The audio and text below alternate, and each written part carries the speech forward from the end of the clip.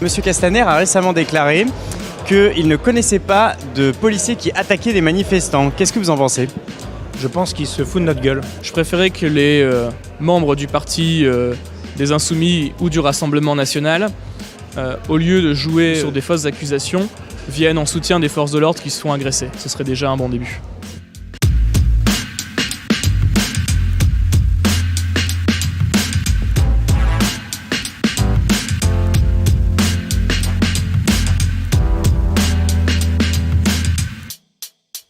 Bonsoir à tous. Bonsoir à tous, on est ravis de vous retrouver pour ce nouvel épisode d'Open Mic. Alors cette semaine, on va parler de la montée des tensions et des violences qui émaillent depuis plus de 10 semaines déjà le mouvement des Gilets jaunes.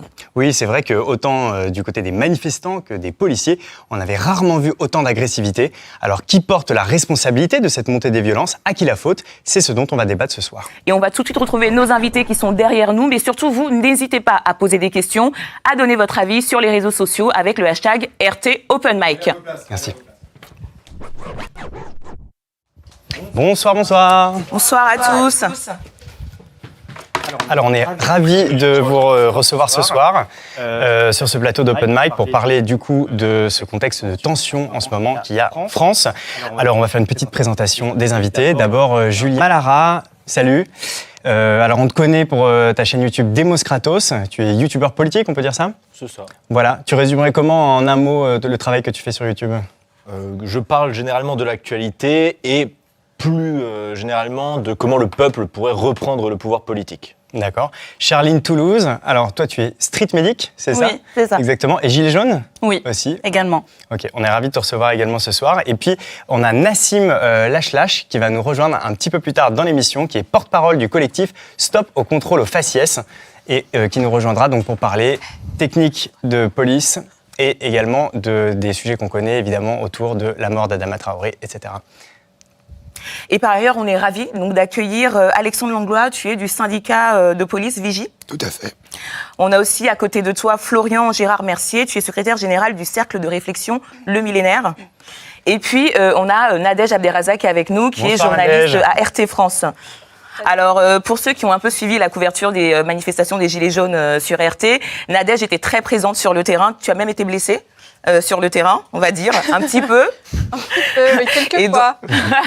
Et donc, en fait, on t'a invité ce soir pour que tu nous racontes un peu, parce que tu as pu voir en première ligne l'évolution de ces manifestations. Et donc, tu pourras nous dire un peu ce que tu en as pensé. Est-ce que tu as eu l'impression qu'il y a eu une espèce de montée en puissance de la violence ? C'est l'open mic de la semaine. Donc, du coup, on va te rejoindre, Nadège. Allez, rapprochez-vous. On vient te voir. Voilà, pour toi, parler Nadège. avec toi. Donc du coup, c'est pour que du coup tu témoignes un peu sur ce que tu as vu de première main dans les manifestations. Donc déjà, première chose, qu'est-ce que c'est exactement que cette blessure que tu as connue dans les manifestations ? Alors, il y en a eu quelques-unes déjà. La première, la plus grave, ça s'est passé... D'abord, je crois que pendant l'acte 2... Les deux, on a vécu un grand moment. On a reçu un canon à eau de policiers c'était quand qui nous visaient. Le 24 novembre, je crois. Ouais. Donc on était en train de faire des interviews. On était en train d'interviewer deux Gilets jaunes et je sais pas, on était isolés, on était tranquilles. On avait quitté les Champs-Élysées, on était sur le Dans côté. un coin, on isolé, dérangeait à part personne et pourtant, je sais pas, on a été visé par un canon à eau, je ne sais pas pourquoi, dans quel but. J'ai eu un petit peu peur, moi. Je crois que ça c'est... Ah, ça va pas, qu'est-ce qu'il faut ? J'ai un peu peur, toi, t'es un peu plus courageuse que moi. Mais bon, voilà, plus de peur que de mal.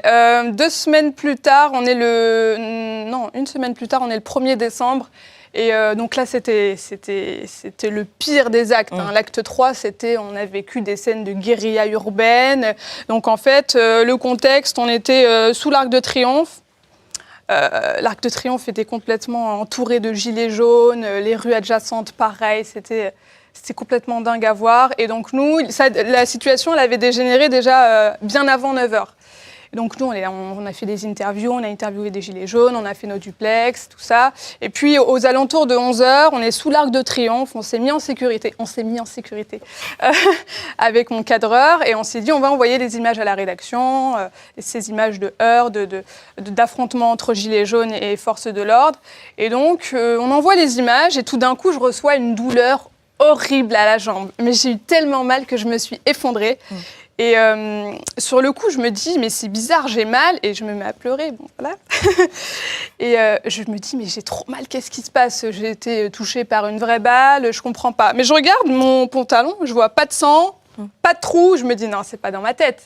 Bon, bref, il m'a fallu une dizaine de minutes pour me relever. Et puis, je vois quand même, en me relevant, je vois la trace de la balle de flashball. Moi, je savais pas ce que c'était. Je connaissais l'appareil, mais je savais pas à quoi ressemblait une balle. L'effet que ça faisait. La balle de flashball, je savais pas. Et ni l'effet, d'ailleurs. J'entendais juste de nom. Et du coup, bon, bah, je boite. Je prends pas le... Je me dis, je vais pas rentrer quand même. Ça va, c'est pas si grave que ça. Je peux pas courir, mais je peux marcher. Donc, je me dis, voilà, je peux terminer les 3 heures de boulot, je peux continuer à interviewer les gilets jaunes, à couvrir le truc. Je rentre à la rédaction, je vais aux toilettes, je regarde le résultat. C'est un bleu comme ça, énorme, multicolore, bleu, vert, rose. Je me dis, ah ouais, d'accord, donc c'est ça, un tir de flashball. Et donc, voilà. Et donc, du coup, c'est pas un mythe que la presse a bien été prise pour cible à plusieurs reprises par la police, alors? Franchement, j'ai pas envie de croire que j'ai été volontairement ciblée, mais malheureusement, je pense que je l'ai été. Parce qu'on était sur l'Arc de Triomphe, on avait... Désolée, hein, je vais dire la vérité.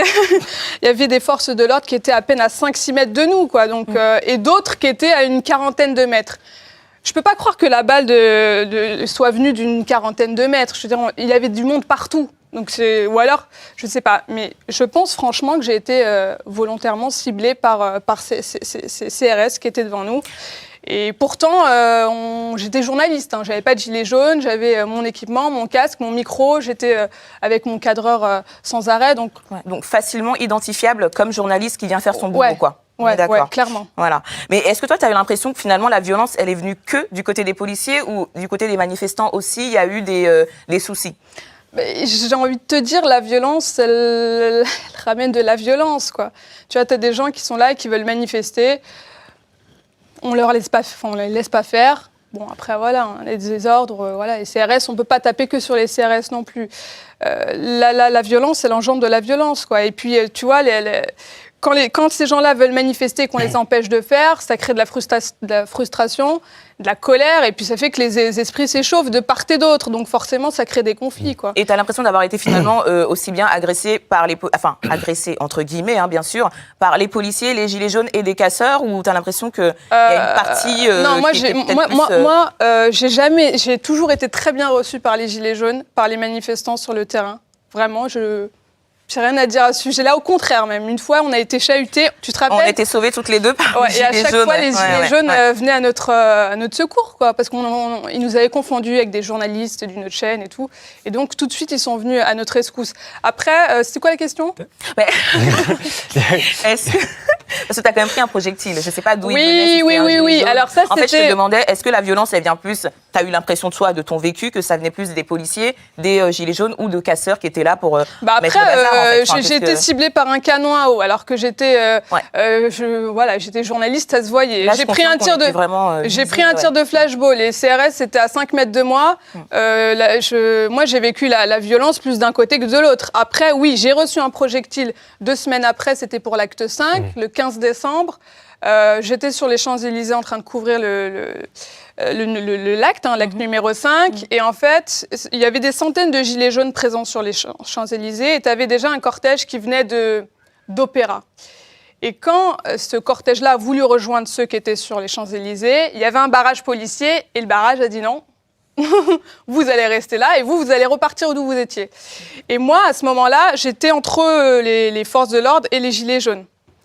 Et ça a dégénéré très vite. Moi, le temps que je me mette à l'abri, j'ai pris un projectile. Et c'était une poignée de porte en fer. Ça fait très mal. Non, mais ce jour-là, je crois que j'ai eu tellement peur. Je peux même pas m'en rappeler parce que c'était horrible. J'ai cru que c'était un tir de flashball. Je me suis dit, ça recommence. D'accord. J'ai eu mal. Je me suis dit, c'est bon, je vais être défigurée à vie, c'est sûr. Je pourrais plus faire mon travail. Je pourrais plus rien faire. C'était horrible. J'ai fait une crise de panique sur le coup. Je saignais de partout.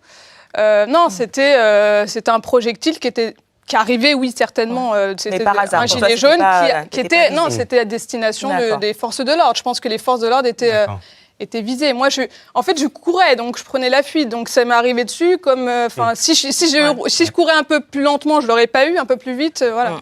Bon, bah écoute, Merci, en tout cas, tu restes parfaite, hein, tout va bien, tu t'es pas défigurée. Abîmée, on va te libérer parce qu'on sait que tu as beaucoup de travail en newsroom. Tu nous as fait le voilà. Mais merci d'être venu en tout cas. C'est quand vous voulez. C'est gentil, merci beaucoup. À bientôt. Bon, À plus, alors on va passer à nos chers invités. Le débat est ouvert, notamment justement le traitement de la presse. Du coup, dans ces manifestations, c'est vrai que c'est une question qui a beaucoup agité les médias cette semaine et puis les semaines précédentes, puisque on a compris autant qu'il pouvait y avoir éventuellement une partie des manifestants qui pouvaient s'affronter avec la police, autant la presse, elle n'est pas là pour s'affronter avec la police. Et pourtant, elle a bien reçu des projectiles, elle a bien été rudoyée à plusieurs reprises. Alexandre, comment est-ce que tu expliques ça ? Alors, il y a plusieurs choses. Alors Alexandre a peu de voix ce soir, donc tendez l'oreille. Le canon à eau, par exemple, qui a été évoqué, c'est pas une mesure individuelle, ça cible une foule. Donc il y a forcément des dommages collatéraux. Par contre, là, entre guillemets, c'est violent, mais on est mouillé. Bon, voilà. Après, si on est vraiment près du geste, ça peut être gênant. Après, tous les métiers ont des risques. Quand on est journaliste, on veut être au plus près de l'action. Bon, bah, au plus près de l'action, des fois, on est à côté de criminels ou délinquants qui sont infiltrés dans les cortèges. Ensuite, pour les tirs de LBD, qui ont beaucoup défrayé la chronique. LBD, on rappelle, hein, c'est lanceur de balles de défense. Hein, c'est la nouvelle appellation des flashballs. Les flashballs étant une arme française, le LBD une arme suisse. Sur les LBD, nous, ce qu'on a dénoncé encore récemment, c'est déjà la formation. Les policiers tirent 5 balles tous les 3 ans. Et ils sont considérés comme des tireurs d'élite. Les 5 balles sont tirées dans des conditions de stand de tir. C'est-à-dire qu'il n'y a pas de vent, il n'y a pas de mouvement, il n'y a pas de fumée, il n'y a rien du tout.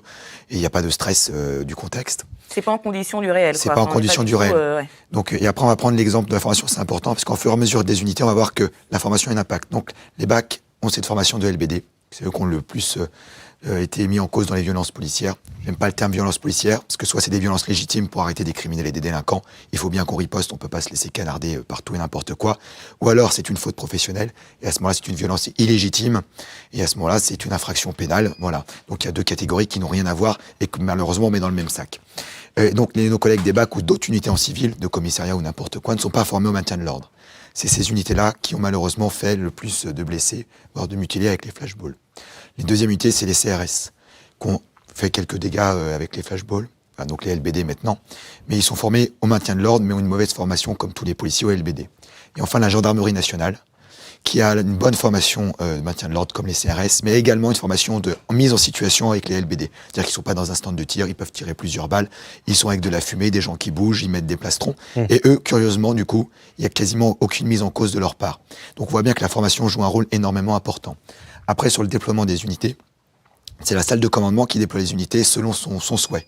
Donc c'est eux qui vont mettre les unités à divers endroits. Donc les endroits, s'ils déplacent la blague à un endroit, ils savent qu'à cet endroit-là, malheureusement à cause du manque de formation, c'est là où il y aura le plus de soucis. J'exclus aussi, parce qu'on nous en parle souvent, effectivement, chez nous, il y a quelques collègues qui n'ont pas leur place dans la police, qui font des fautes professionnelles et qui ne méritent que d'être sanctionnés. Mais sur les 80 000 policiers et gendarmes déployés tous les week-ends récemment, si on arrive à une centaine, finalement, c'est une goutte d'eau dans les forces de l'ordre. Par contre, on fait un amalgame très rapide. Et après, donc, il y a tout ça qui est mis en cause. Et après, la gestion du maintien de l'ordre à la française, où on gère une foule, et pas des personnes individuelles comme des pays comme l'Allemagne où on prend des sanctions contre les personnes qui mettent le trouble dans la manifestation. Alors tu vois, du coup, Alexandre, tu mets quand même le doigt sur voilà, des manquements, des problèmes qu'il y a en France actuellement au sein des forces de l'ordre. Et d'ailleurs, on a Florence sur Facebook qui dit « Mais pourquoi les autres syndicats de police restent muets par rapport aux problèmes ? Est-ce qu'ils ont peur ? Parce que tu fais quand même partie des rares qui critiquent finalement sur ce qui se passe au sein de ta corporation. » Alors on a la chance d'avoir accès aux médias déjà. Tous les syndicats, il y a 14 organisations dans la police nationale, 11 en général qui n'ont pas beaucoup accès aux médias. Voilà, donc c'est une dizaine qui n'ont pas accès aux médias.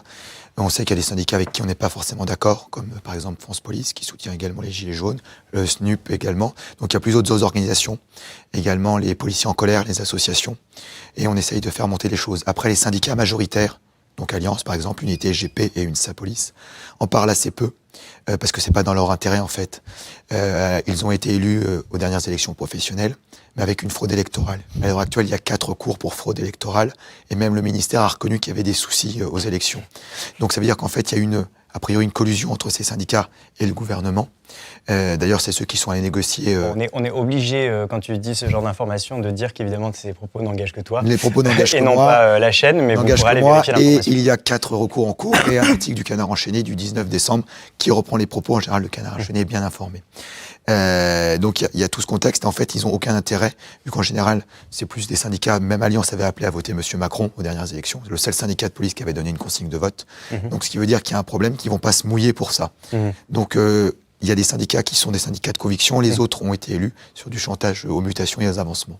D'accord. Alors justement, on va un peu faire un petit tour de table. Charline, toi qui as été sur le terrain en tant que strict médic, mais aussi que gilet jaune, qu'est-ce que tu as constaté justement comme comportement de la police? Est-ce que c'était un comportement agressif ou adapté? Pour ma part, sur tous les actes que j'ai pu faire, il y en a 3 que je n'ai pas pu faire malheureusement parce que j'ai été blessée. Donc j'ai dû par contre de rester chez moi. J'ai été contraignée à rester enfermée chez moi. Et j'ai été blessée par justement un LBD 40.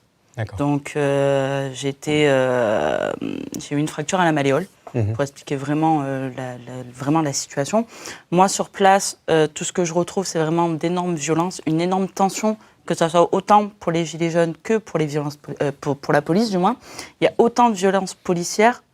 J'aurais jamais pensé que le degré de violence pouvait être aussi important et aurait pu avoir autant un impact important comme cela.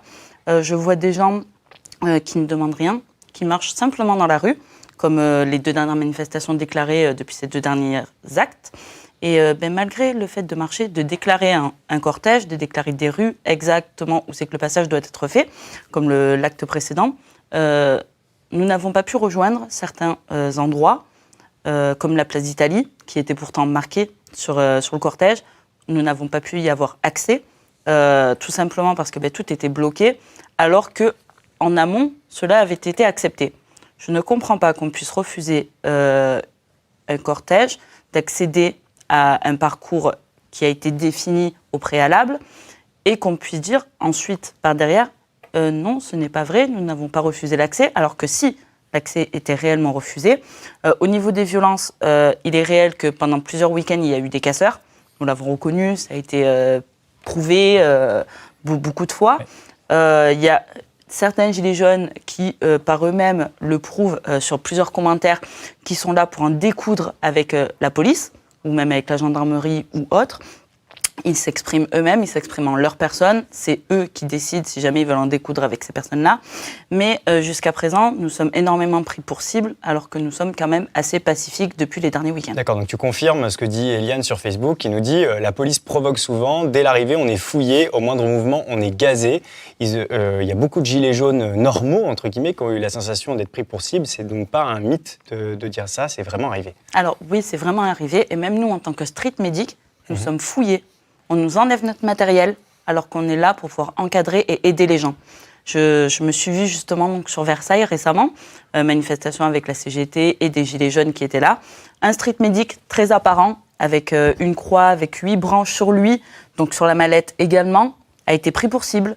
On lui a demandé à plusieurs reprises, il me semble 2 à 3 fois, une vérification de son matériel, de regarder tout ce qu'il y avait à l'intérieur, et puis la BAC, parce que c'est réellement la BAC, lui ont demandé « Monsieur, votre matériel restera ici ».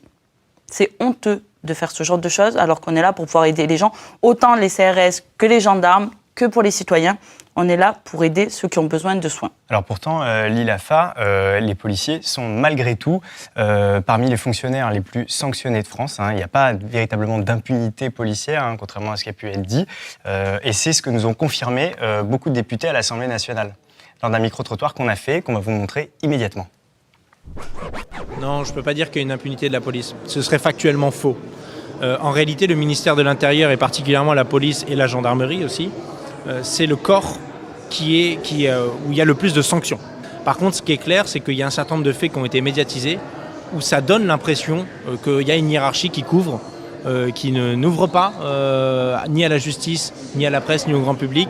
Donc ça nourrit ce sentiment d'impunité. Qu'il y ait des dérives ou qu'il y ait des excès ou qu'il y ait un moment des actes à condamner, eh bien il y a des procédures. Aujourd'hui ça existe, il y a la police des polices, il y a des procédures pour enquêter et quand quelqu'un dépasse la ligne ou quelqu'un est irresponsable ou doit être condamné, il l'est.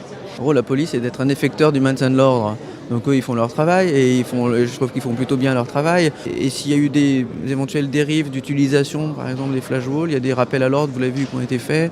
Mais la solution, c'est pas de désarmer les flics ou de dire que la police est le problème.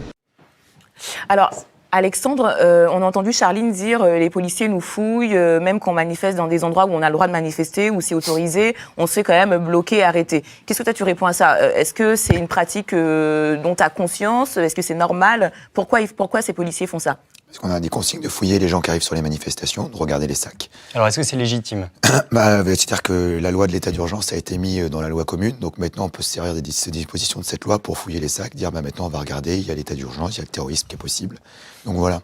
Après, je rebondis sur le reportage qui vient de passer. Bon, effectivement, la police est une des fonctions publiques, la fonction publique la plus contrôlée, mais jusqu'à un certain niveau. C'est-à-dire que la police des polices, l'IGPN, depuis 2014, n'a plus d'existence normalement légale en France. Parce qu'il y a un texte européen qui s'appelle le Code éthique de police européen qui dit que la police n'a pas le droit d'enquêter sur la police. Ça a été ratifié par la France. La France continue de le faire. Donc ça pose un problème déjà de légitimité de l'organisation. Et quand on regarde l'organisation, donc nos collègues qui peuvent commettre des fautes sur le terrain, ou alors que soit mis en cause, eux ils sont mis en cause. La hiérarchie qui donne les ordres, qui réboussit à des situations dramatiques, on les voit jamais passer à l'IGPN. Donc l'IGPN, à partir d'un certain niveau dans la police, il y a une impunité. Et tant que ces gens-là ne changent pas, on pourra sacrifier des pions, c'est-à-dire des policiers qui pourront perdre leur emploi pour une faute professionnelle, et des manifestations qui seront blessés. Et ces gens-là sont cachés dans des salles et ne sont jamais inquiétés. Alors Julien, toi, c'est un thème que tu as énormément traité, du coup, le sujet des violences policières. Tu as, toi, participé aux manifestations, du coup? Oui, bien évidemment. D'accord. J'étais sur beaucoup de manifestations des Gilets jaunes, et même avant les Gilets jaunes, j'ai déjà participé à de nombreuses manifestations. D'accord. Et toi, qu'est-ce que tu as constaté du coup sur le terrain? C'était comment l'ambiance des manifestations? Est-ce que toi-même, tu fais partie des gens agressés ou pas du tout? Alors, moi, en termes d'agression, on va dire que dans le cas où général, tout le monde est un peu agressé. L'ambiance générale, dans le cadre des Gilets jaunes, c'est souvent des gens où c'est leur première manifestation, enfin leur premier mouvement social, on va dire. Là, ça fait l'acte 10 des Gilets jaunes, donc ça fait 10 fois qu'ils manifestent. Je me souviens, il y en a qui me disaient qu'ils étaient à Paris pour la première fois de leur vie et qu'ils étaient venus juste pour manifester. Donc, on a une manifestation qui déjà n'est pas expérimentée. C'est pas des militants qui font ça depuis des années, ce qui explique peut-être certaines réactions, certains mouvements, certaines violences spécifiques. Mais je pense que la question, en fait, elle ne doit pas être tellement tournée autour de où est-ce qu'elle est la violence. Parce qu'aujourd'hui, en fait, on en a partout de la violence, du côté des forces de l'ordre, du côté des manifestants, en fait, de tous les côtés. Mais la question, c'est laquelle est légitime. Certains diraient celle de l'État, parce que l'État est légitime, il a le monopole de la violence. Mais dans un État qui n'est pas démocratique, où le peuple n'a aucun moyen de s'exprimer légalement, eh bien on en arrive à la violence. Quand on n'a pas des outils comme le référendum d'initiative citoyenne ou même des outils beaucoup plus intéressants que le RIC, quand le peuple ne peut pas s'exprimer, il sort dans la rue et quand dans la rue on le restreint, il devient violent. Florent, t'es d'accord avec ça, toi ? On parle quand même de situations où on n'est pas dans une démocratie, où le peuple ne peut pas s'exprimer. C'est quand même des mots forts. Oui, je pense trop fort d'ailleurs. C'est beaucoup plus compliqué que ça, mais il est vrai que dans sa gestion du mouvement, Emmanuel Macron a fait toutes les erreurs possibles dès le début. Je veux dire, quand au premier acte, on reste inflexible. Au deuxième acte, il commence à y avoir des violences que, d'ailleurs, on peut se poser la question de savoir si elles ont été un peu incitées ou non, et on reste inflexible. Et puis le troisième acte, là, il y a une explosion de violence absolument incroyable qui a choqué toute la France et d'ailleurs le monde entier. Et là, tout à coup, ça y est, ça se débloque. On lâche sur les taxes sur le pétrole. Voilà, ça ne suffit pas. Donc, acte 4, pareil, énormément de tensions, des face-à-face hyper tendus. Et là, on donne encore plus que ce qui était demandé initialement. Et donc là, l'erreur que Macron a faite, finalement, c'est de récompenser la violence. Quand votre patron vous dit immédiatement « Ah ben super, vous avez fait un bon travail, vous êtes content », mais si vous devez attendre un mois plus tard, il vous dit « Ah ben c'était vachement bien ce que tu as fait il y a un mois », là on se dit bah, « Peut-être que ce que j'ai fait maintenant, c'est pas bien ». Mais alors, Mais alors, il y a quelque chose qu'on ne comprend pas très bien en tant qu'observateur, en tant que journaliste, c'est justement la position de la droite sur ces questions. Pourquoi ? Parce qu'en début de mouvement, il y a eu une sorte de tentative de soutien de la part de Laurent Wauquiez. Et puis là, vous allez pouvoir le constater dans d'autres Vox Pop qu'on a réalisés à l'Assemblée nationale, on a beaucoup de députés qui nous disent non, le flashball, il faut le garder, on est du côté de la police, etc. Alors, est-ce que c'est pas un peu schizo, quoi, comme position ? Non, pas du tout. Mais en fait, c'est vrai que c'est très compliqué parce qu'il faut bien se rappeler, par exemple, je pense qu'un mouvement assez marquant, c'était déjà la manif pour tous. C'était pareil, la même situation, des primo-manifestants qui arrivaient pacifiquement et qui disaient voilà, on veut juste manifester. Et qui, déjà à l'époque, s'était pris une répression policière à laquelle ils ne s'attendaient pas du tout. Donc déjà, il y a eu une réalisation du côté de la droite un peu traditionnelle que, effectivement, il peut y avoir une répression étatique. Bon. À partir de là, donc au début, sachant que les revendications des Gilets jaunes étaient parfaitement légitimes pour la droite traditionnelle, puisque c'était des revendications que la droite traditionnelle portait elle-même, le déclassement des classes moyennes.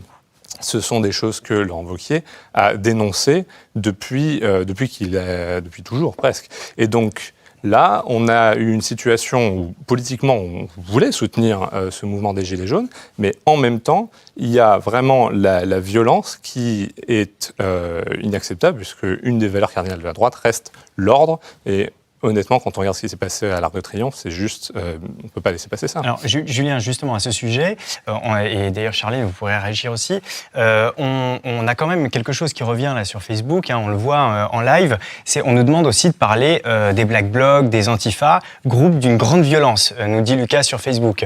C'est vrai que, malgré tout, quand même, dans ces manifestations, on a bien des gens qui sont là pour en découdre avec la police. Est-ce que c'est pas normal à un moment qu'on arrête ces gens-là ? Alors, c'est pas l'objectif initial, on va dire, d'en découdre avec la police. C'est un mouvement que j'observe dans tous les mouvements militants depuis quelques années, c'est qu'au début, tout le monde réfléchissait de manière non violente, se disait « nous, ce qu'on veut, c'est la démocratie, on a une urgence écologique, on a l'effondrement qui va arriver, on essaye de faire tout ce qu'on peut de manière non violente, on va demander à l'État d'agir ». L'État, à chaque fois, soit il ne répond pas, soit il répond par la répression. Et donc, on a des mouvements, que ce soit Antifa, Black Blocs, ou même maintenant, on a des mouvements écolos. En Angleterre, c'est Extinction Rebellion, mais en France, ça commence à se construire aussi autour de Deep Green Resistance, qui tombent dans la violence, pas parce qu'ils sont violents par eux-mêmes, pour parler avec eux régulièrement, c'est des gens super gentils, mais qui réfléchissent à se dire, bientôt l'humanité va s'éteindre, il faut agir. Et ce que tu disais bien avant, c'est un peu facile, ce que tu disais bien avant, c'est que l'État n'a réagi que quand il y avait de la violence.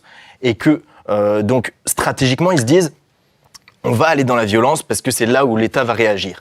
Bien évidemment, ces personnes-là évitent de tuer des flics, leur but c'est pas ça, ils réfléchissent à des stratégies pour qu'il y ait de la violence plus psychologique, qu'ils harcèlent le pouvoir pour dire faites quelque chose, mais l'objectif c'est pas d'être juste là pour en découdre avec les flics, c'est pas l'objectif final. Et tu vois, au début des manifestations, on entendait souvent les manifestants dire les flics sont avec nous, on avait l'impression que il y avait pas tellement d'animosité. Et aujourd'hui en fait on se rend compte qu'il y a une hostilité qui s'est installée. Comment t'expliques ça ? Est-ce que c'est impossible que policiers et manifestants... C'est ça, c'était, comme je disais, des primo-manifestants, des gens qui n'avaient jamais manifesté. Donc au début, on se dit, allez, la police avec nous. Puis on se prend son premier gaz lacrymogène et on dit, la police, non, ils viendront pas. Et puis j'ai eu l'occasion de faire une interview avec un CRS il y a pas longtemps sur Demos Kratos. Et lui, il me disait que quand les manifestants disent la police avec nous, la police, en fait, ça lui fait énormément de mal parce qu'ils ne peuvent pas venir avec les manifestants. Ils ne pourront jamais. Ça ne sert à rien de leur dire la police avec nous parce que, intérieurement, ils aimeraient bien. Ils ont peut-être ils sont des fois pour les manifestants, des fois contre, mais ils n'ont pas le droit. Et s'ils le faisaient, ils se feraient virer, ils auraient plus de salaire. Ils sont bloqués. Donc ça ne sert à rien d'espérer que la police vienne avec nous. Ça ne sert à rien de penser que la police c'est que des méchants et qu'il faut les tuer. Il faut bien comprendre que la police n'est qu'un outil de l'État et que la cible, c'est l'État et l'objectif, la démocratie. Alors, on va te faire réagir après Florian, mais on va passer au sujet qui fâche, qui est justement les techniques de la police. Est-ce qu'elles sont légitimes? Est-ce qu'il faut les changer? Est-ce qu'il faut les faire évoluer? Alors justement, on a parlé du fameux flashball tout à l'heure. J'ai lu une tribune de Vincent Denis, qui est un historien dans Le Point, qui disait qu'il y a un armement de plus en plus agressif chez la police française. Alors à l'inverse, on sait que les bobbies, comme on les appelle en Angleterre, ne sont pas armés. Est-ce que, Alexandre, c'est pas peut-être une meilleure manière de maintenir l'ordre par une présence plus que par une répression? Alors, pour maintenir l'ordre, c'est la doctrine d'emploi qu'il faut revoir. Parce que l'armement, finalement, on n'est pas obligé de s'en servir. On peut avoir une panoplie d'armes pour réagir à différentes situations. Il y a une chose importante en Angleterre aussi, quand on agresse un bobby, la justice rigole pas. Donc je veux dire, déjà, sur un ensemble, on ne peut pas raisonner que sur des mesures cas par cas. Et là, il faudrait revoir la doctrine d'emploi du maintien de l'ordre et l'institution police nationale dans son ensemble, en fait. On ne peut pas dire, par exemple, le débat, on a vu sur le LBD, ce qu'on est pour et contre. Non, ça va beaucoup plus loin, la formation, qu'est-ce qu'on fait? Donc il y a tout ça à revoir. Donc après, sur la doctrine d'emploi du maintien de l'ordre, nous, on est pour quelque chose qui désescalade de la violence, comme ça peut être en Allemagne, ça peut être dans les pays du Nord. Il y a une chose dont on n'a pas parlé sur ce mouvement, c'est le renseignement. Parce qu'en fait, à l'heure actuelle, le gouvernement déploie des forces dans tous les sens, parce qu'il est complètement aveugle. En 2008, M. Sarkozy a détruit les renseignements généraux, et aucun gouvernement depuis ne les a mis en place. Les renseignements généraux ont pu travailler en amont du mouvement des Gilets jaunes. Il y a la DGSI quand même. La DGSI, ça n'a rien à voir, c'est pour le contre-espionnage, pour gérer les terroristes. Ils ne savent pas gérer un mouvement social. Un mouvement social, c'est-à-dire que les Gilets jaunes, on les aurait connus dans des associations, dans des clubs sportifs, si les RG avaient les moyens. Et en fait, les Gilets jaunes, on ne les a pas connus en tant que Gilets jaunes, on les aurait connus comme acteurs de la vie civile. Et on aurait pu avoir un dialogue serein, parce qu'on se serait connus dans un contexte calme et apaisé, pour si un jour il se passe quelque chose. Donc là, ce qui s'est passé, c'est que le premier jour des Gilets jaunes, c'est là où on a pris les contacts. Sauf qu'on prend les contacts dans un contexte de crise, c'est trop tard. La confiance, on n'a pas pu l'établir. Et personne n'en parle de ça. Personne ne s'occupe de se dire comment on peut aller en amont et déployer les forces de l'ordre de façon intelligente plutôt que de façon n'importe comment. Et je repense à l'Euro 2016. Il y avait un haut gradé de Scotland Yard qui avait dit en France, oui, monsieur Cazeneuve-Val, je ne sais plus qui était le ministre, est heureux de déployer 100 000 policiers pour assurer la sécurité de l'Euro 2016. Mais dit le meilleur moyen, c'est si ces services de renseignement étaient performants, ils les déploieraient juste aux bons endroits. Et ce serait plus sécurisant pour tout le monde. Charline, justement, on voulait te faire réagir. Toi, à l'heure actuelle, par exemple, est-ce que tu es pour l'interdiction du flashball ou pas? Alors, moi, je pense que c'est une méthode bien trop violente en face de nous, d'avoir autant d'impact. J'ai moi-même des personnes de mon groupe où je suis qui ont eu des impacts de flashball au niveau de plusieurs endroits. Ils ne font pas attention où c'est qu'ils visent, peu importe le vent, peu importe le soleil qui puisse éblouir. Je trouve ça totalement absurde de sortir des excuses pareilles. Justement, il y a un manque de formation, il est réel. Alors pourquoi mettre ce genre d'équipement s'il n'y a pas de formation pour? Je trouve ça ahurissant de voir des personnes, comme disait justement Alexandre, d'avoir des personnes qui ont eu comme formation seulement de tirer 3 flashballs et dans une salle. Alors, 3 balles seulement dans une seule salle. On l'interdit ou pas ce flashball, Alexandre? Mais en fait, il y a 2 solutions. Moi, je veux bien qu'on interdise le flashball, mais il va falloir trouver une idée pour interdire les pavés, les cocktails Molotov en face. Parce qu'en fait, si on interdit une arme intermédiaire, on peut enlever le LBD, c'est pas la question. Qu'est-ce qu'on met à la place? Et qu'est-ce qu'il y aura comme encadrement pour la formation et savoir qu'il soit bien utilisé? Parce que si on a juste le tonfa et que l'arme suivante, c'est le Six Hour où on tire sur les gens, c'est-à-dire que c'est ni l'une ni l'autre n'est approprié pour répondre à un pavé ou, par exemple, un cocktail Molotov. Après, la vraie chose... Mais comment on faisait avant, quand il n'y avait pas le flashball? Parce que c'est une arme qui était arrivée, me semble-t-il, je crois que Julien a fait une vidéo sur la question, c'est une arme qui était normalement destinée au banditisme, normalement, le flashball. Il a été utilisé pour le maintien de l'ordre à la suite, mais c'était pas une arme qui était faite pour ça. Après, il y a une chose aussi qui s'est passée, c'est qu'on a déshabillé les compagnies, les CRS et les compagnies d'escadrons de gendarmes mobiles. C'est-à-dire que pareil, sous M. Sarkozy, puis personne n'a changé la chose par la suite, donc c'est pas une question de gauche-droite. Il avait voulu fermer des compagnies de CRS, finalement il les a pas fermés, il a divisé les effectifs par 2. Et au bout d'un moment, avec 2 fois moins d'effectifs, on peut pas faire pareil qu'avant, donc on donne de l'équipement pour compenser. Mais ça compense jamais les êtres humains. Et même chose pour nos collègues de la gendarmerie, eux ils n'ont pas divisé les escadrons par 2, mais ils ont divisé le nombre d'escadrons. Donc à l'heure actuelle, les spécialistes du maintien de l'ordre, on n'en a pas assez. Et le problème, donc le gouvernement, les successifs, ont voulu pallier par du matériel. Mais on arrive à la situation aberrante qu'on vit aujourd'hui, d'autant que fin 2016, il y avait un tir de flashball tous les 2 ans pour des raisons d'économie budgétaire, ils l'ont passé à tous les 3 ans, parce qu'on s'était plaint en disant tous les 2 ans c'est scandaleux. La réponse a été écoutez, ça coûte même trop cher, ce sera tous les 3 ans. Donc tant qu'on sera dans cette logique budgétaire, il y aura des blessés, des gens qui vont perdre leur travail, et on sera dans une incompréhension totale. Alors tout à l'heure, tu disais que Sarkozy avait supprimé les RG, mais entre-temps, Hollande a mis en place le service territorial du renseignement. Enfin, ça vous a pas servi ça sert à rien pour... Le renseignement territorial, je peux en parler, j'y travaille, donc je sais très bien comment ça se passe. Donc tu es la bonne personne pour ça. Voilà, les RG étaient une direction avec un budget. C'était une direction indépendante, qui avait le temps d'aller travailler sur le terrain. Ils avaient de rendre à compte qu'à leur directeur. La réforme qui a été faite, c'est qu'on a été rattaché à la sécurité publique. C'est-à-dire la sécurité publique, on n'est plus une direction indépendante, et on dépend de la police qui gère les commissariats. On devait avoir un budget constant. Le problème, le budget, les collègues de commissariat, les directeurs ont dit, attendez, vous avez vu les ruines des commissariats, on va le prendre pour mettre des locaux salubres. On ne peut pas dire que c'est une mauvaise idée, mais le problème, c'est qu'il y avait besoin de plus d'argent de façon générale qu'on n'a pas eu. Ce qui veut dire qu'à l'heure actuelle, on a perdu tout le tissu qu'on avait créé. Tous les contacts qu'on avait pu créer, on ne les a plus. Et pour ça, il faut de l'argent pour aller voir les gens. C'est pas tout simplement avoir une voiture pour se déplacer. On a une voiture pour 5. Même là-bas, il y a une voiture pour 3. C'est pour dire, dans un métier, on ne doit pas être dans un bureau. Et quand on alerte les gens sont complètement sidérés de ce qui se passe. Et tant que ça n'aura pas changé, on ne pourra pas retravailler de façon correcte. Alors, on a Catherine sur Facebook qui nous dit « Trouvez-vous normal qu'un gouvernement arme les forces de l'ordre avec des armes de guerre type FAMAS et autres ?» Toi, Florian, est-ce que le rêve, entre guillemets, d'une police désarmée, c'est quelque chose que tu trouves utopiste ou alors réaliste et souhaitable ? Le fait d'armer la police, moi j'ai eu l'honneur de servir dans l'armée 1 an, donc les FAMAS j'ai tiré avec, je sais de quoi il s'agit. Je connais bien l'exemple anglais, je connais bien aussi l'exemple japonais, qui est quand même un des pays les plus sûrs au monde de très très loin. Les policiers sont armés. Bon. Clairement, il y a un souci dans la réponse judiciaire. Ça, c'est certain. C'est-à-dire que les policiers arrêtent des gens dangereux et la justice les relâche, bien souvent. On le voit encore avec la garde à vue. Là, heureusement, il y a des détentions provisoires. Bon. Ça, c'est une chose. En fait, la vraie question qui est en jeu, ce n'est pas le fait d'être armé ou non, c'est l'usage de la force, et c'est, en amont, la réaction du gouvernement. Là, on a dit tout à l'heure, les Gilets jaunes sont contre l'État, mais non, ils sont contre Emmanuel Macron et son gouvernement. Dans les manifestations, on entend Macron démission, on n'entend pas CRS, SS, ou en tout cas, on l'entend moins que Macron démission et Castaner en prison. Voilà. Donc ça, c'est quand même une chose à voir, c'est vraiment l'attitude de Macron et de son gouvernement qui sont en jeu ici, n'ont pas voulu négocier, ils ont été hermétiques à toute forme de discussion. Et donc, honnêtement, là, on est en train de discuter de l'usage de la force ou non, mais ce qu'il faudrait en réalité en France, c'est qu'il y ait beaucoup plus de discussions en amont, qu'il y ait beaucoup plus de consensus qui puisse être obtenu bien avant, d'en arriver à ces extrémités-là. On a l'impression que pour faire bouger quoi que ce soit en France, on est toujours obligé d'aller dans la violence, dans l'outrance. C'est quand même vraiment dommage. Alors, Charline, tu vas laisser ta place du coup à Nassim qui va venir témoigner. Merci beaucoup d'être venu. Merci d'être venu, je vous en prie. On espère te revoir sur ce plateau. Avec grand plaisir. Alors Nassim, bonsoir.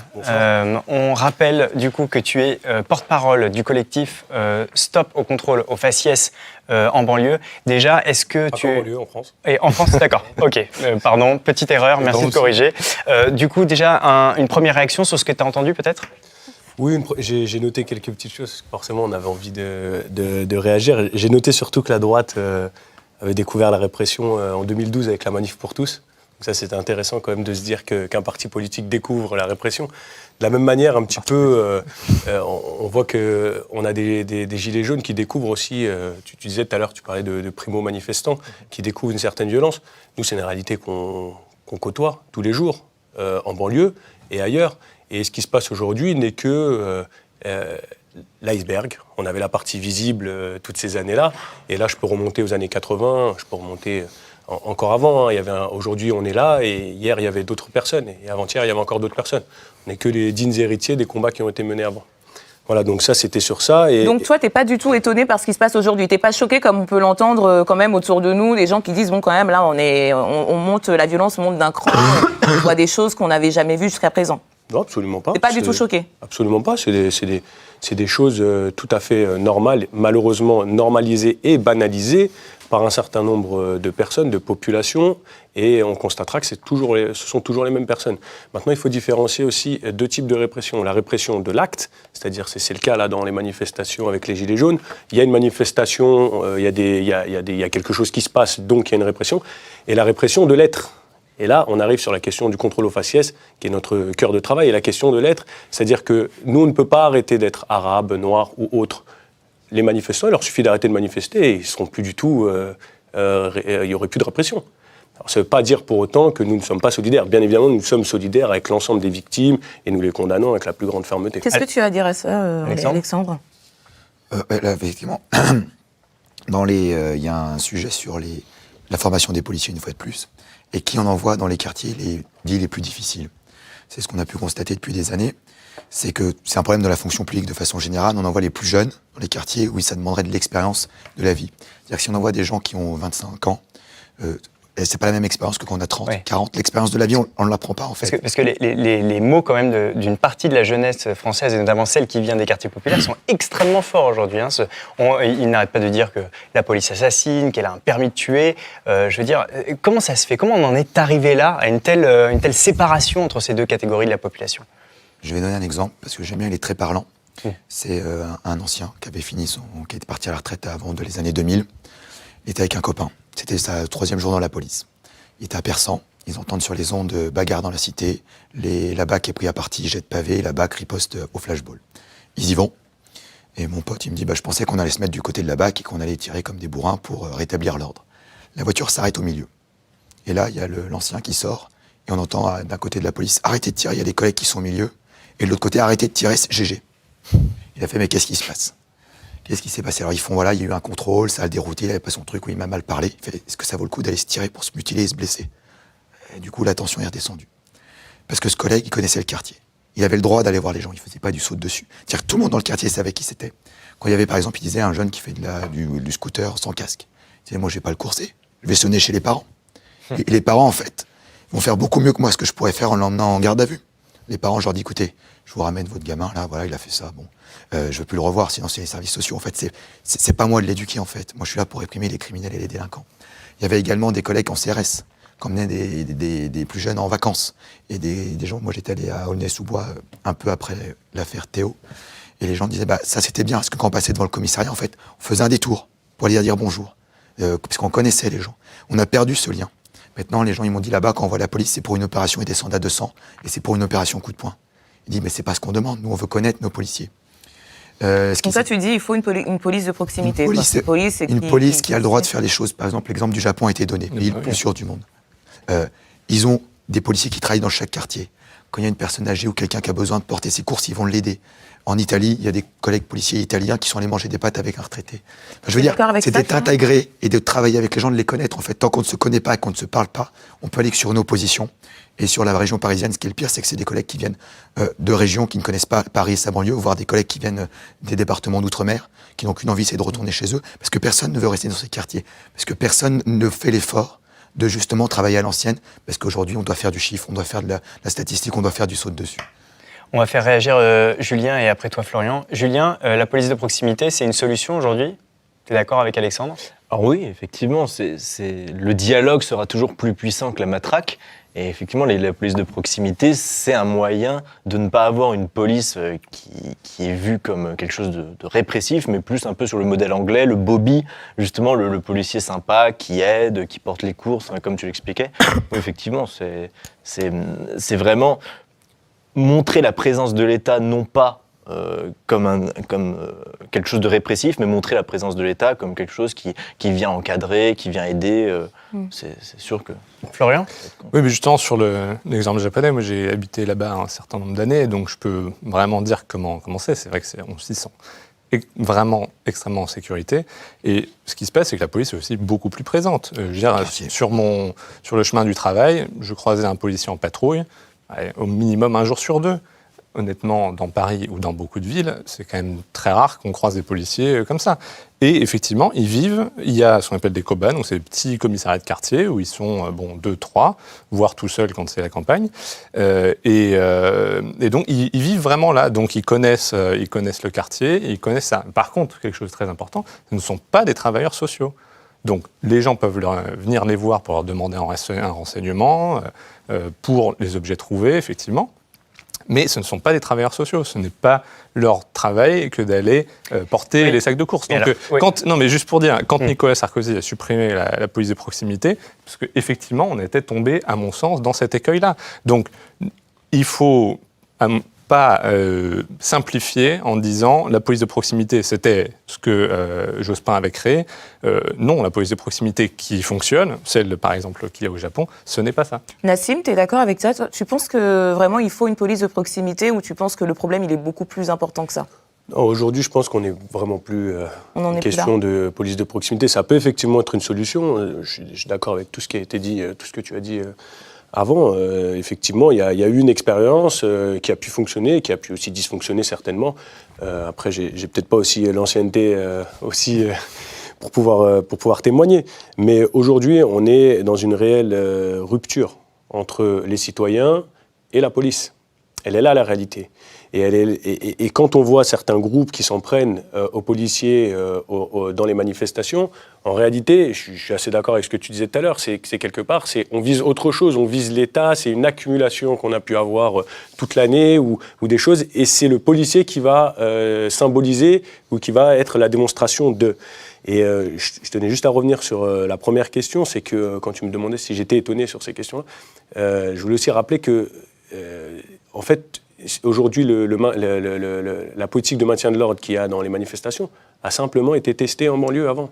Ça a simplement été testé. Je veux dire, on revient à 2005. Alors moi, j'appelle ça des révoltes urbaines, quand d'autres appellent ça des émeutes. Chacun y va de voilà.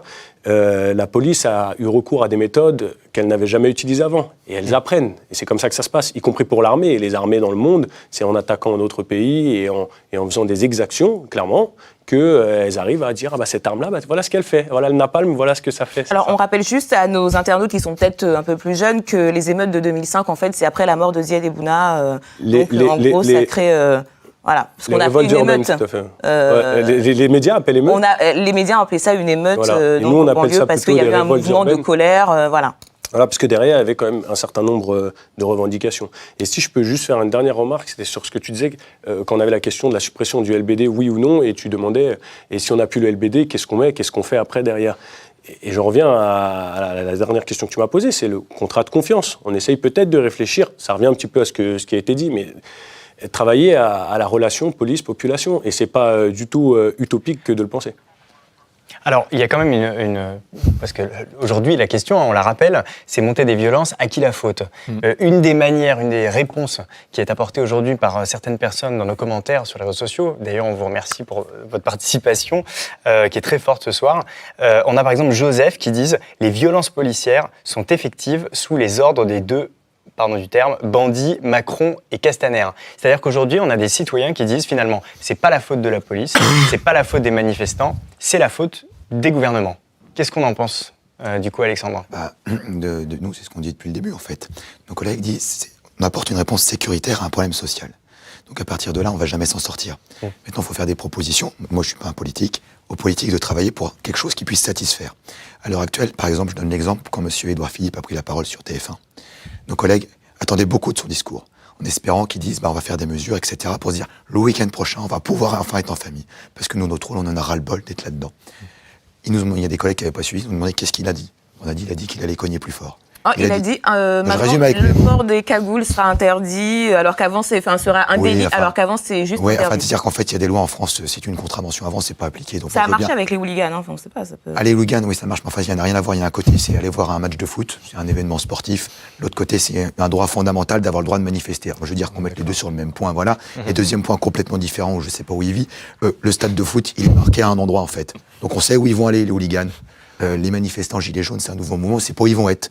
Ah, t'as pas le droit de venir. Ah il est pas venu, il était là-bas, pas de chance. Bon. Donc je veux dire, à part faire des coups de com en montrant les muscles, et puis c'est nous qui allons être devant, parce qu'effectivement, on va devoir assurer le travail pour faire au mieux de ce qu'on peut faire pour assurer la continuité de l'État, la sécurité. Voilà, donc ce qu'on aimerait, c'est qu'on arrête de nous opposer les uns les autres. Là, il y a des gens qui disent, il y a eu tant de blessés d'un côté, tant de blessés de l'autre. Mais arrêtez, en fait, il y a eu tant de blessés sur les manifestations, arrêtons de compter les blessés de chaque côté. On n'a rien demandé de chacun de notre côté à être blessé. à part quelques exceptions où il y a des affrontements avec des vrais délinquants. Parce que je rappelle que M. Macron a réussi dans ces manifestations quelque chose d'exceptionnel. C'est qu'il a réussi à rassembler l'extrême droite violente, les Black Blocs et les pilleurs. Ça s'est jamais vu. Ils venaient toujours séparément. Je veux dire, effectivement, il y a le bazar. Oui. Florian, un mot de conclusion, justement. À qui est-ce la faute, alors, finalement, toutes ces violences? Manifestants, police, gouvernement ou quelqu'un d'autre? Honnêtement, il y a eu... C'est un peu tout, mais la réalité, c'est que Macron, en faisant systématiquement l'amalgame, et tout son gouvernement en faisant systématiquement l'amalgame entre les casseurs et les gilets jaunes de manière à discréditer le mouvement, a conduit le mouvement lui-même à se dire les casseurs, ils sont des nôtres. Alors qu'en réalité, non. Et d'ailleurs, le gouvernement a complètement failli à son devoir de protection des personnes, puisque les manifestants eux-mêmes devraient être protégés par les policiers, puisque c'est un droit de manifester. Donc, clairement, de ce point de vue-là, il y a eu un échec total du gouvernement. Alors, derrière, c'est sûr qu'on a tout un ensemble de gens qui en ont profité. Il y a eu un effet d'aubaine. Les pilleurs, on en a parlé. Et là, le stress, ça conduit à des choses terribles. Et toi, Nassim, qu'est-ce que tu dirais? À qui la faute? Je ne pense pas que ce soit forcément aussi simple. Peut-être qu'à un moment donné, c'est effectivement le politique qui a donné des orientations ou des ordres. Mais dans les années 60, Maurice Papon, c'est les policiers qui étaient sur place. Les Algériens, la répression des Algériens en 61, c'est des policiers qui ont jeté des Algériens dans la Seine. C'est pas les gouvernements. Alors il y avait peut-être une orientation politique, mais à un moment donné, je pense qu'on a des hommes et des femmes qui ont aussi une conscience et qui peuvent dire non. À un moment donné, qui peuvent dire non, je ne tire pas avec le flashball. Non, je ne vise pas la tête des gens. Je reviens sur les chiffres qui ont été donnés par M. Castaner, qui nous dit qu'il y a eu 4 blessés. Je ne sais pas si vous avez entendu ces chiffres. 4 blessés avec le flashball. Donc il y a eu des saisines du défenseur des droits, de M. Toubon. On est déjà au moins à 12, minimum. Et ça, c'est des saisines. Donc c'est comme les personnes, comme les femmes victimes de violences ou pire encore de viol. On sait très bien que tout le monde ne va pas porter plainte. Sachant qu'au sein de notre collectif, on s'en fait le porte-parole, puisque depuis plus de 6 ans, tout ce qui nous a été rapporté, 75% des plaintes qui ont été déposées par les personnes victimes d'abus policiers de manière générale, c'est pas forcément, ça peut être un contrôle faciès, une violence ou autre, 75% sont refusés. Donc ça veut dire que les gens arrivent et ils n'ont pas la possibilité de porter plainte. Donc plus de transparence sur les chiffres, quoi. Beaucoup plus de transparence. Et la dernière chose, je conclue sur ça, c'est que c'est pas non plus les gouvernants qui font voter les policiers. Et quand on voit les chiffres qui sont liés notamment au Front National, c'est-à-dire le nombre de policiers, le pourcentage de policiers qui votent Front National, jusqu'à preuve du contraire, c'est pas les gouvernements qui choisissent qui votent. Malheureusement, on va devoir conclure, malheureusement. C'est quelque chose qui est faux, en fait. C'est quelque chose qui est faux. C'est tout, je voulais le dire. D'accord, on va devoir rendre l'antenne, malheureusement. Julien, un mot de conclusion. Qui est le responsable? Le responsable, c'est pas Macron, c'est pas Castaner, parce que c'était la même chose sous Hollande, c'est la même chose sous Sarkozy, ce sera la même chose sous le prochain président. Le problème, c'est qu'on n'a plus de dialogue, on n'a pas du tout de dialogue entre les citoyens et le gouvernement et donc l'État. Il faut redonner le pouvoir politique aux citoyens. Aller vers une démocratie, ce sera la seule solution pour éviter toutes les violences. Merci à tous d'avoir été parmi nous ce soir. On se retrouve la semaine prochaine pour un nouveau thème. D'ici là, envoyez évidemment toutes vos suggestions sur le hashtag RTOpenMic. Merci beaucoup d'avoir assisté à cette émission. Merci à vous d'y avoir participé. Merci et à la semaine prochaine. Merci.